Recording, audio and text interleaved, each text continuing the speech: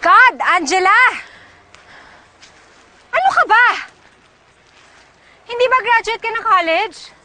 Hindi ba ma-obvious na wala talagang tao dito? This is a freaking isolated island! Walang tao! Nakikita mo ba? Walang tao! Alam mo, siguro, kailangan lang natin maglakad-lakad. Malay mo, malayo lang pala yung mga bahay sa Pampang. Hindi ba? Angela, hindi ba ba obvious na wala ka nakikita?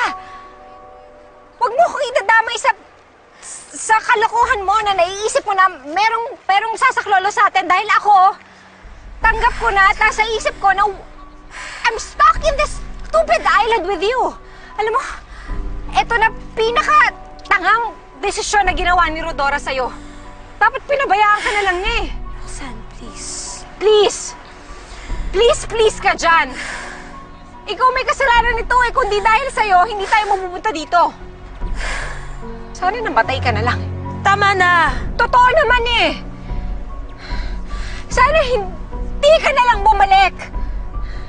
Sana namatay ka na lang talaga. Okay na sana eh. Masaya na kami. Ginulo mo pa ang lahat. Masaya na kami nila Joaquin. Si Rodora kay Joaquin okay na. Sila mamit dati sa apo nila. Sana doon ka na lang kay Nico. Sana nakontento ka na lang sa kanya. Dinangin mo pa ako dito, Angela. Andito pa ako ngayon. Stranded pa ako dito sa islang to. Thanks to you. Salamat, ah. Wala ka na talaga nagawang mabuti sa buhay namin ni Rodora.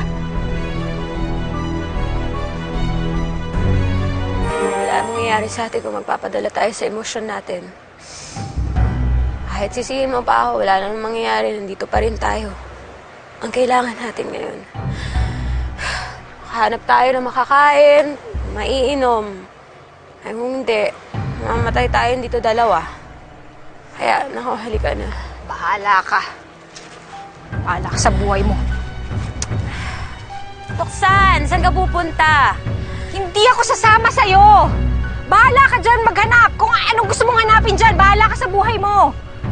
Makakahanap tayo ng pagkain dito sa gubat. Kung ano man prutas, kung ano man dito. Eh, dagat yan eh.